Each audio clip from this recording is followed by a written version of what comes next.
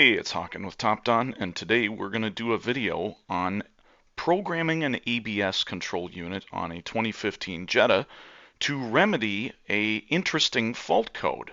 So we're going to take you through the entire process here and walk you through each of the steps that we did in order to troubleshoot this. So first thing here, going to talk about what we're going to do in the video. So we're going to talk about, we're basically going to pre-scan the vehicle. We're going to look at a TSB that we found that's relative or relevant to this specific fault code that we found. We're going to connect our T90000 Topdon programming charger, and then we're going to reprogram the ABS control module using the cloud-based programming service on the Topdon Phoenix Smart. And then we're going to perform the required basic settings, which you have to do anytime you do a module replacement, reprogramming, or in some cases when you lose battery power. So we're going to take you through all of that in the video here. So the Phoenix Smart is what we're going to use in the video for the scan tool and cloud-based programming, and the T90000 is going to be our charging programmer or programming charger. So we're going to pre-scan the vehicle here. We'll pull up and show you what fault we've got in the vehicle currently. So we'll see it speed through everything here.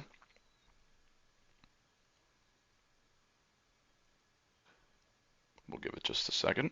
Okay, so we're on the main screen here. We're going to go ahead and pre-scan, and we're going to time-lapse this just so you can see everything a little bit quicker. And we'll do some time-lapsing throughout the video here just to speed up the process. It's important to keep in mind that programming can take up to an hour or more in some cases, so don't rush it. So here's our pre-scan. The only fault we have is a 01325 tire pressure monitoring control module fault. Now, why is that significant? This particular vehicle does not have a tire pressure monitoring control module. In fact, this particular vehicle uses the ABS module and the wheel speed sensors to determine tire pressure by measuring the speed of the wheels and comparing them. It looks at, if you have a tire that has a lower pressure, it's going to have a different rotational speed. When that speed deviates beyond a certain point, the vehicle will activate the TPMS light. So it doesn't actually have a TPMS module. So the fact that we have a communication fault code related to the TPMS module makes no sense because we don't have a TPMS module. So we did some searching. We found this TSB. The TSB applies to the 2015 Jetta. You can see all engine codes and all transmission codes, and it's basically telling us, hey, if you have a specific fault code, which we'll see in the next page here, there's a software update to fix this. So here's the fault code. If you have fault code 0778 steering angle sensor or 01325 TPMS control module. So we have the second fault code. Notice it's basically saying that there's a routine programmed into the software that can errantly trigger and go searching for this TPMS control unit when it isn't supposed to be looking for that. So that's what's happening here. I was driving this vehicle and kind of scratching my head going, why do we keep getting this recurring fault? There's no reason we should have this fault because it doesn't have the necessary control module for it to be even trying to talk to it. So we find that the bulletin says we need to reprogram the control unit. So you can see here in the bulletin, it tells us that the part numbers for the two ABS control unit softwares are the two right here on the left column under old software part number and the old software version. Then it tells you the new software part number and the new software version.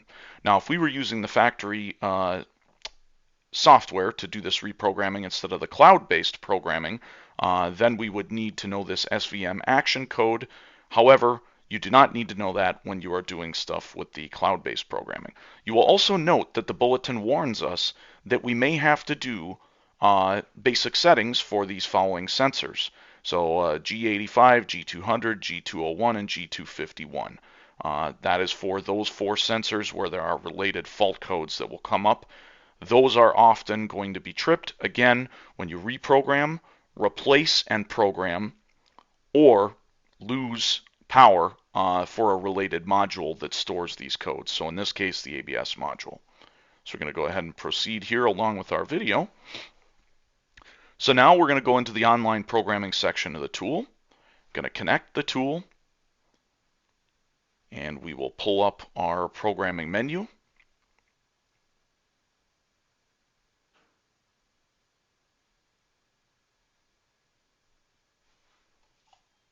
Okay, so we're on the main screen here. Going to click on Brake Electronics. Actually, pardon me, we're going to go on Online Function. So we're going to go on Online Function and click on Online Programming. It's going to download some files. After we download the files, we're going to click Automatic Mode. And now it's going to search the database to see which modules we have stored on the database, which programming files are available. So we have 4 different choices: ECM, transmission, brake electronics, and I believe it was central electronics. So we are now at the point where it has checked for the file.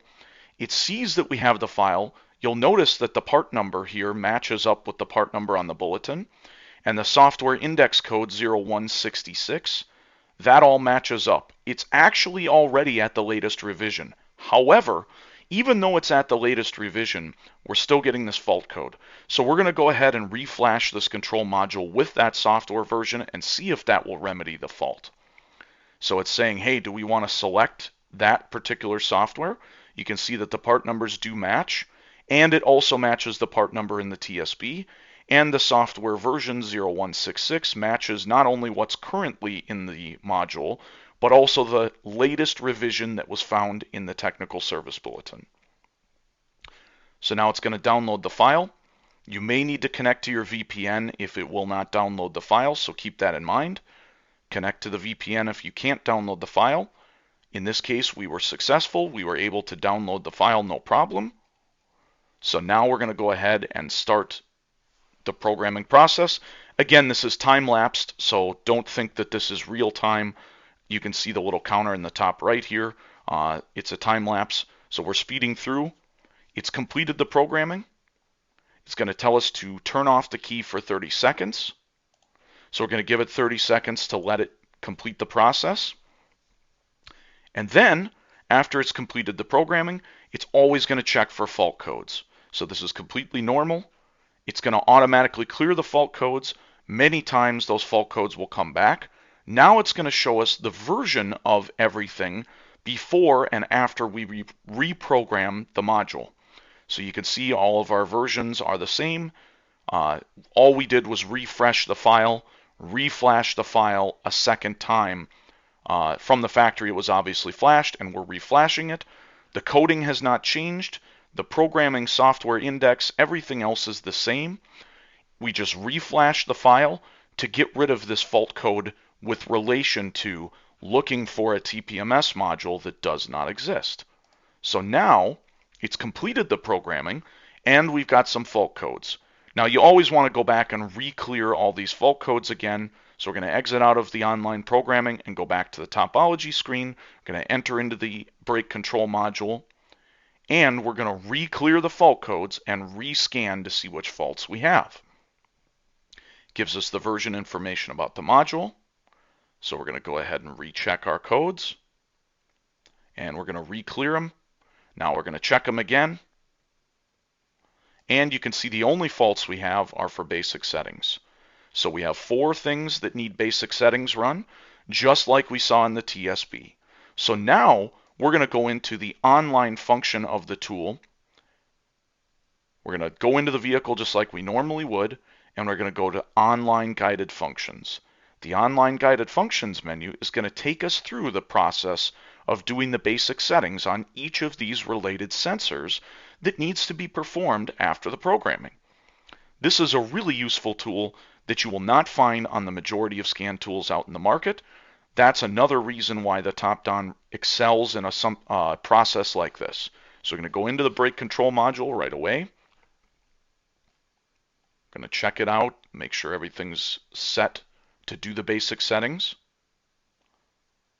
Everything looks good. We see we've got the same faults. Now we're going to back out.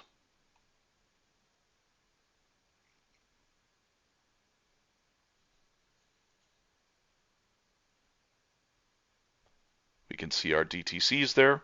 So again, just rechecking to make sure that that's the only faults we have. Now we're back on the main screen. We're going to go to Online Guided Functions. Guided Functions right up here. So we're going to click on that Guided Functions. We're going to have to clarify the details of the engine for the system.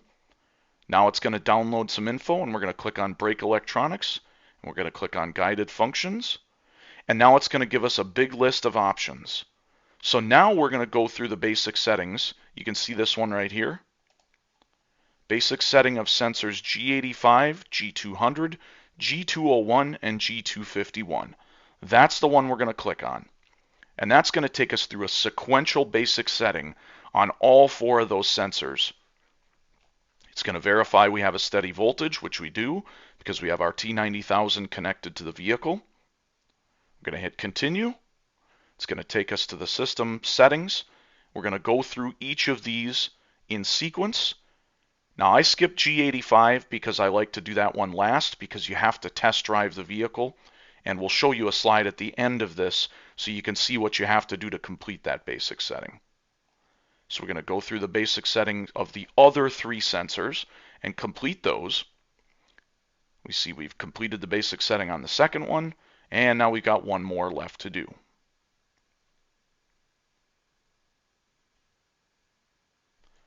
Okay, so we finished the basic setting on that one. So we finished the basic setting on G85. We performed that. However, there's additional steps that need to be taken to make sure that that has been completed. It will continue to set a fault code for the steering angle sensor until we perform the additional step that has to be done, which is what they call a validation test drive. And we'll show you at the end of this whole video what that entails. So we see the only thing we have left is steering angle sensor.